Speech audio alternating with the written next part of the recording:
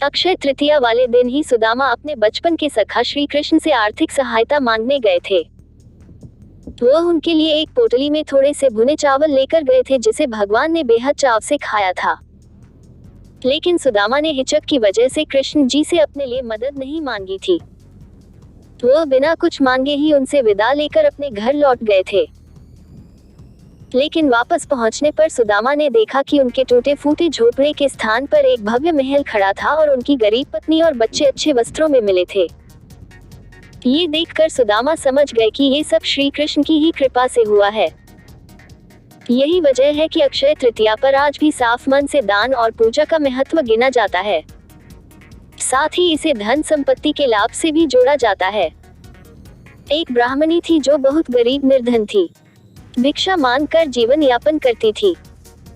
एक समय ऐसा आया कि 5 दिन तक उसे भिक्षा नहीं मिली। वो प्रतिदिन पानी पीकर भगवान का नाम लेकर सो जाती थी। 6वें दिन उसे भिक्षा में 2 मुट्ठी चने मिले।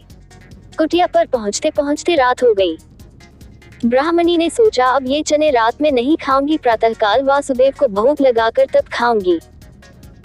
ये सोचकर ब्राह्मणी ने चनों को कपड़ों में बांधकर रख दिया और वासुदेव का नाम जपते जपते सो गई।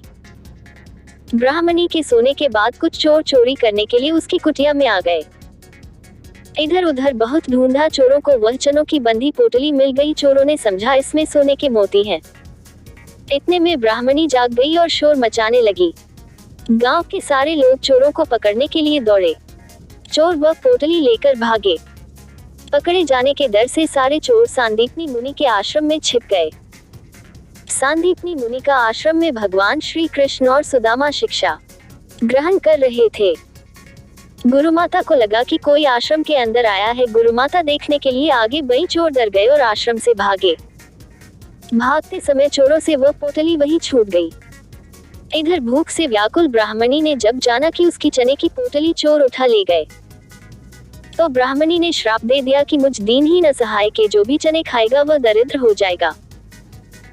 उधर प्रातःकाल गुरु माता आश्रम में झाड़ू लगाने लगी। झाड़ू लगाते समय गुरु माता को वही चने की पोटली मिली। गुरु माता ने खोलकर देखा तो उसमें चने थे। कान्हा और सुदामा जंगल में लकड़ी लाने जा रहे थे। गुरु माता ने वह चने की पोटली सुदामा जी को दे दी और कहा, बेटा जब वन में भूख लगे तो दोनों लोग ये चने खा लेना। सुदामा जी जन्मजात ब्रह्मज्ञानी थे।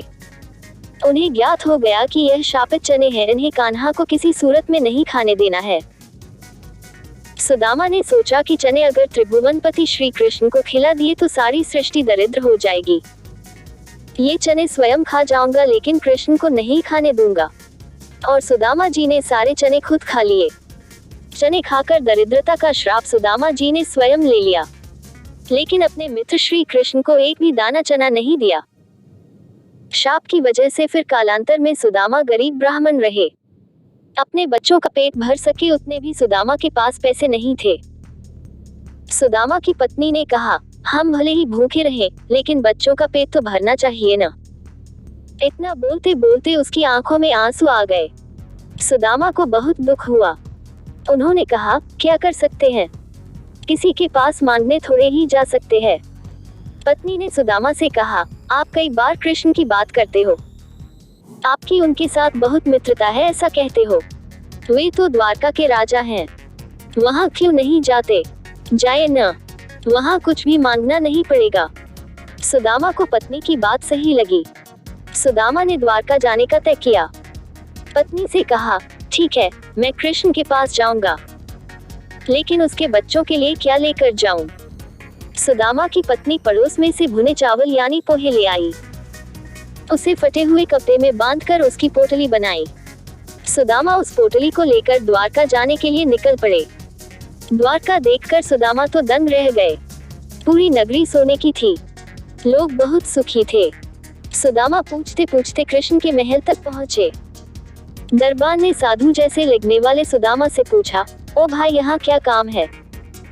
सुदामा ने जवाब दिया, मुझे कृष्ण से मिलना है, वह मेरा मित्र है। अंदर जाकर कहिए कि सुदामा आपसे मिलने आया है। दरबान को सुदामा के वस्त्र देखकर हंसी आई। उसने जाकर कृष्ण को बताया। सुदामा का नाम सुनते ही कृष्ण खड़े हो गए और सुदामा से मिलने दौड़े। सभी आश्चर्य से देख रहे थे। कहाँ राजा और कहाँ ये साधु। कृष्ण सुदामा को महल में ले गए। सांदीपनी ऋषि के गुरुकुल के दिनों की यादें ताजा की। सुदामा कृष्ण की समृद्धि देखकर शर्मा गए। सुदामा पोहे की पोटली छुपाने लगे, लेकिन कृष्ण ने खींच ली।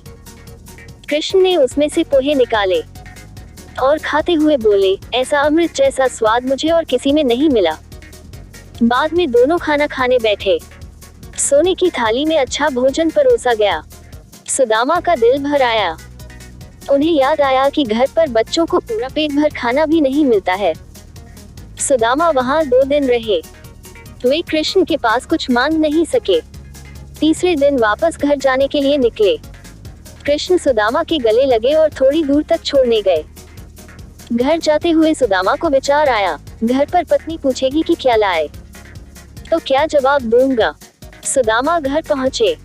वहां उन्हें अपनी झोपड़ी नजर ही नहीं आई। उतने में ही एक सुंदर घर में से उनकी पत्नी बाहर आई। उसने सुंदर कपड़े पहने थे। पत्नी ने सुदामा से कहा, देखा कृष्ण का प्रताप, हमारी गरीबी चली गई, कृष्ण ने हमारे सारे दुख दूर कर दिए। सुदामा को कृष्ण का प्रेम याद आया। उनकी आंखों में खुशी के आंसू आ गए। वह दिन अक्षय तृतीया का था। तब से प्रति अक्षय तृतीया पर श्री कृष्ण सुदामा की यह कथा सुनाई जाती है। देखा दोस्तों, कृष्ण और सुदामा का प्रेम यानी सच्चा मित्र प्रेम। तो दोस्तों, सच्चे प्रेम में ऊंच या नीच नहीं देखी जाती और न ही अमीरी गरीबी देखी जाती है। इसीलिए आज इतने युगों के बाद भी दुनिया कृष्ण और सुदामा की दोस्ती को सच्चे मित्र प्रेम के प्रतीक के रूप में याद करती है।